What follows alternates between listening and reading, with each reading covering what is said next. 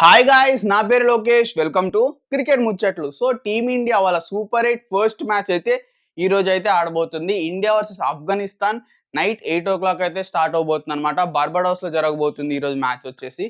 So ఈ రోజు match అంటే ఇండియా వర్సెస్ ఆఫ్ఘనిస్తాన్ మనం హెడ్ టు హెడ్ కనుక చూసుకున్నట్టయితే లాస్ట్ 7 మ్యాచెస్ లో టీమిండియా 7-7 ఆఫ్ఘనిస్తాన్ మీద గెలిచేసింది.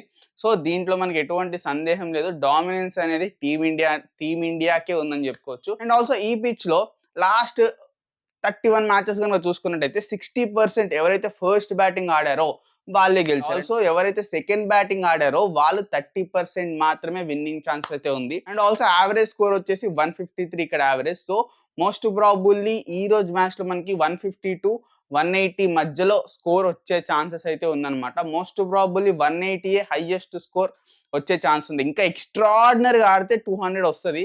ఎక్స్ట్రాడినరీగా ఆడాలంటే టీమిండియా ఫస్ట్ బ్యాటింగ్ చేస్తే 200 వచ్చే ఛాన్సెస్ ఉంటాయి, ఆర్ఎల్స్ 180 వచ్చే ఛాన్సెస్ ఉంటాయి. ఆఫ్ఘనిస్తాన్ ఫస్ట్ బ్యాటింగ్ చేస్తే 150-160కి మనం రెస్ట్రిక్ట్ చేసే ఛాన్స్ ఉంటుంది టీమిండియాని.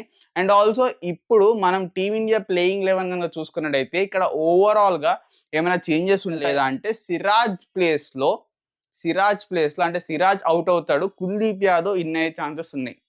ఈ చేంజ్ తప్ప వేరే చేంజ్ ఎటువంటి చేంజ్ అయితే ఉండదన్నమాట. అండ్ ఆల్సో ఓపెనింగ్ కాంబినేషన్ చూసుకున్నట్టయితే మళ్ళీ విరాట్ కోహ్లీ అండ్ ఆల్సో రోహిత్ శర్మని ఓపెన్ చేస్తాడు. విరాట్ కోహ్లీ కంబ్యాక్ గురించి అందరు ఎదురు చూస్తున్నారు. సో రాసి పెట్టుకోండి, ఈ రోజు మ్యాచ్ లో మోస్ట్ ప్రాబబ్లీ మనం విరాట్ కోహ్లీ కంబ్యాక్ చూసే అవకాశాలు చాలా చాలా ఎక్కువ ఉన్నాయి. అండ్ ఆల్సో విరాట్ కోహ్లీ కంబ్యాకే కాదు, విరాట్ కోహ్లీ అండ్ ఆల్సో రోహిత్ శర్మ వీళ్ళిద్దరి కాంబినేషన్, ఓపెనింగ్ కాంబినేషన్ ఎంత అడ్వాంటేజ్, ఎంత ఇంపాక్ట్ చూపిస్తుందని ఈ వెస్టిండీస్ పిచ్చెస్ మీద మీకు ప్రూవ్ చేస్తున్నారు వాళ్ళిద్దరు. రాసి పెట్టుకోండి, Virat Kohli and also Rohit Sharma opening combination అనేది చాలా చాలా వాల్యుబుల్ అవబోతుంది టీమిండియాకి. అండ్ ఆల్సో ప్లేయింగ్ 11 కాంబినేషన్ అంటే బౌలింగ్ యూనిట్ కనుక చూసుకున్నట్టయితే ముగ్గురు సీమర్స్ వెళ్తున్నారు, ముగ్గురు స్పిన్నర్స్ వెళ్తున్నారు. అంటే కుల్దీప్ యాదవ్, అక్షర్ పటేల్ అండ్ ఆల్సో జడేజా ముగ్గురు స్పిన్నర్స్ తో వెళ్తున్నారు. అదే సీమర్స్ తో కనుక చూసుకున్నట్టయితే హార్దిక్ పాండ్యా, బూమ్రా అండ్ ఆల్సో హర్షదీప్ సింగ్ తో వెళ్తున్నారు. సో ఈ ప్రకారం కనుక చూసుకున్నట్టయితే బూమ్రా తప్ప అందరు బ్యాటింగ్ చేసే వాళ్ళే. మీరు చూసుకున్నట్టయితే అక్షర్ పటేల్ తర్వాత మనకంత టైలెండర్సే ఉన్నారు.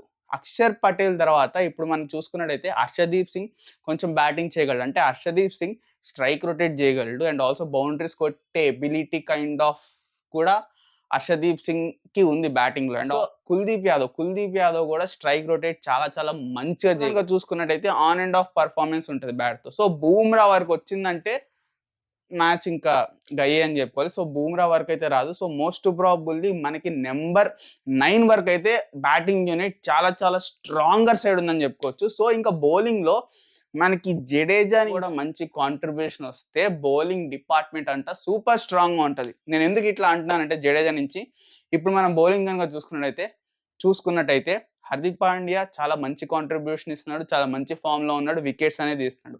బూమ్రా కూడా అంతే, వికెట్స్ తీస్తున్నాడు, మంచి ఫామ్ లో ఉన్నాడు. బూమ్రా, హర్షదీప్ సింగ్, కుల్దీప్ యాదవ్ చూసుకున్నా, అక్షర్ పటేల్ చూసుకున్నా, వీళ్ళందరూ, సిరాజ్ చూసుకున్నా, వీళ్ళందరూ మంచి కాంట్రిబ్యూషన్ ఇస్తున్నారు టీమిండియాకి. And also as well as wickets కూడా తీస్తున్నారు. సో జడేజా నుంచి మనకు ఆ మ్యాజికల్ స్పెల్ అనేది ఇంతవరకు చూడలేదు, ఆ మ్యాజికల్ వికెట్ టేకింగ్ డెలివరీస్ అనేది ఇంతవరకు చూడలేదు. సో ఈ పిచ్చెస్ స్పిన్ కి అనుకూలిస్తుంది కాబట్టి జడేజా నుంచి కూడా ఏమైనా ఫైరీ స్పెల్ వచ్చే ఛాన్సెస్ ఉంటే సూపర్ ఉంటుంది. ఎందుకంటే జడేజా నుంచి కూడా కాంట్రిబ్యూషన్ వచ్చిందంటే టీమిండియా ఓవరాల్ బౌలింగ్ యూనిట్ అనేది వేరే లెవెల్ సూపర్ స్ట్రాంగ్ అయిపోతుంది. సో ఆఫ్ఘనిస్తాన్ టీం నుంచి మనం జాగ్రత్తలు తీసుకోవాల్సిన అంశాలు ఏమున్నాయంటే మెయిన్గా ఫస్ట్ స్పెల్ అనేది చాలా చాలా ఇంపార్టెంట్. ఎందుకంటే విరాట్ కోహ్లీ అండ్ ఆల్సో రోహిత్ శర్మ ఇద్దరు right hand batsmen. So already Farooq ఈ ఎక్స్పెషల్లీ ఈ టీ20లో వాళ్ళ ఓపెనింగ్ స్పెల్స్ లో చాలా చాలా వికెట్స్ తీశారు, చాలా చాలా ట్రబుల్స్ ఫేస్ చేయించాడు. ఫరూకీ బౌలింగ్ వల్ల బ్యాట్స్మెన్ చాలా చాలా ఇబ్బంది పడ్డారు. సో మనకి స్టార్టింగ్ స్పెల్లో కనుక ఫరూకీని కౌంటర్ అటాక్ చేసి ఫరూకీని సైలెంట్ చేస్తే స్టార్టింగ్ లో మనం సేవ్ అవ్వచ్చు. ఇంకా మిడిల్ ఓవర్ లో అంటే 7 to 15 అవర్స్ లో మనం రషీద్ ఖాన్ నుంచి కానీ, నబీ నుంచి కానీ, ముజీబ్ నుంచి కానీ కొంచెం ఏమన్నా వాళ్ళకి దొరకకుండా వాళ్ళని కూడా కొంచెం ఏమంటారు రిషబ్ పంత్ లాగా కౌంటర్ అటాక్ చేసామంటే మనం ఆ మిడిల్ ఓవర్స్ లో కూడా వాళ్ళపైన పైచేయి సాధించామంటే మనకి మంచి స్కోర్ వచ్చే ఛాన్సెస్ ఉంటాయి. ఈవెన్ మనం ఫస్ట్ బ్యాటింగ్ చేసినా, సెకండ్ బ్యాటింగ్ చేసినా ఈ ఈ 2 ఈ 2 ఫేస్ అనేది టీమిండియాకి చాలా చాలా ఇంపార్టెంట్. మిడిల్ ఓవర్‌లో హర్షదీప్ సింగ్‌ని కౌంటర్ అటాక్ చేయాలి. స్టార్టింగ్‌లో ఫరూకీ నుంచి కూడా తప్పించుకోవాలన్నమాట కంపల్సరీ. అండ్ ఆల్సో బ్యాటింగ్ విషయంలో చూసుకున్నట్టయితే టీమిండియా అంటే ఎక్సెప్ట్ విరాట్ కోహ్లీ పక్కన పెడితే రోహిత్ శర్మ ఫామ్‌లో ఉన్నాడు. పంత్, సూర్య రీసెంట్‌గా సూర్యకుమార్ యాదవ్ ఒక మ్యాచ్ విన్నింగ్ నాక్ ఆడాడు. శివం దూబే కూడా ఒక మంచి కాంట్రిబ్యూషన్ ఇచ్చాడు. మ్యాచ్ విన్ అవ్వడానికి one of the key member అయ్యాడు. సో అక్షర్ పటేల్ మనందరికీ తెలిసిందే. పాకిస్తాన్ మ్యాచ్ మీద చాలా మంచిగా వచ్చాడు. సో ఇట్లా టీమిండియా ప్రతి ఒక్క దాంట్లో బావుంది. అంటే మీరు ఆఫ్ఘనిస్తాన్, టీమిండియాని స్ట్రెంత్, వీక్‌నెస్ గనుక కంపారిజన్ పెట్టి గనుక చూసుకున్నట్టయితే ఆఫ్ఘనిస్తాన్ ఓన్లీ వాళ్ళ బౌలింగ్ స్ట్రెంత్ వల్లనే వాళ్ళు సూపర్ 8కి రాగలిగారు. యెస్, ఆఫ్ఘనిస్తాన్ చేజింగ్‌లో మంచి రికార్డ్ లేదు.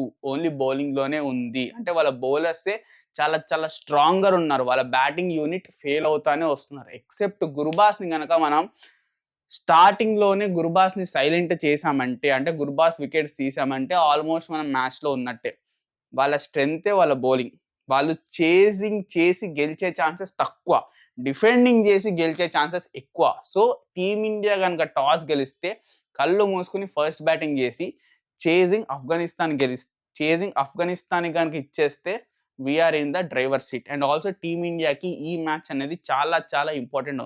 చాలా చాలా ఇంపార్టెంట్ అవ్వబోతుంది సెమీఫైనల్స్‌కి క్వాలిఫై అవ్వాలంటే. ఎందుకంటే ఈ మ్యాచ్ గెలిస్తే ఈ మ్యాచ్ గెలిస్తే ఆఫ్ఘనిస్తాన్ మీద గెలిస్తే తర్వాత బంగ్లాదేశ్ మీద ఉంటది. ఆస్ట్రేలియా మీద ఉంటది. సో, దీని తర్వాత బంగ్లాదేశ్‌తో కూడా గెలిచేస్తే ఆస్ట్రేలియాతో మనం గెలిచినా, గెలవకపోయినా మనం మోస్ట్ ప్రాబబుల్లీ సెమీఫైనల్స్‌కెళ్ళిపోతాం. అట్లా కాకుండా ఈ మ్యాచ్‌లో టీమిండియాకి ఏమైనా షాక్ తగిలి ఆఫ్ఘనిస్తాన్ టీమ్ ఏమైనా అప్సెట్ చేస్తే మాత్రం 3 ముక్కలు ఆట అవుతది. అంటే Australia team, Afghanistan team, team India ముగ్గురు కొట్టుకోవాల్సొస్తది కాబట్టి, సో ఈ మ్యాచ్ టీమిండియాకి చాలా కీ రోల్ అయ్యే ఛాన్సెస్ ఉంటది.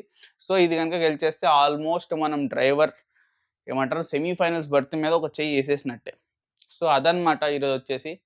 సో మీరేమనుకుంటున్నారు? మీ ప్రిడిక్షన్స్ ఏంటి? టీమిండియా ఎంత స్కోర్ కొడతదనుకుంటున్నారు? ప్లేయింగ్ 11లో హర్షదీప్ సింగా లేకపోతే సిరాజ్‌నా ఇద్దరిలో ఎవరి ప్లేస్‌లో కుల్దీప్ యాదవ్ వస్తే బావుంటది. నేనైతే సిరాజ్ ప్లేస్‌లో కుల్దీప్ యాదవ్ వస్తే బావుంటదనుకున్నా. సో మీరు మరి ఏమనుకున్నారు? కింద కామెంట్ సెక్షన్‌లో కామెంట్ చేసేయండి. అండ్ ఆల్సో కింగ్ కోహ్లీ ఈరోజు కమ్‌బ్యాక్ ఇస్తాడా? లేదా? గూడా మీరు కింద కామెంట్ సెక్షన్‌లో కామెంట్ చేసేయండనమాట. సో ఈరోజు వచ్చేసి ప్రివ్యూ వచ్చేసి ఇది. So most probably team India match గెలిచి ఒక హ్యాండ్ సెమీఫైనల్స్ మీద ఏసేస్తదని మనం అందరం ఆశిద్దాం. సో మళ్ళీ రివ్యూతో మళ్ళీ కలుసుకుందాం. So thank you for watching. జై హింద్.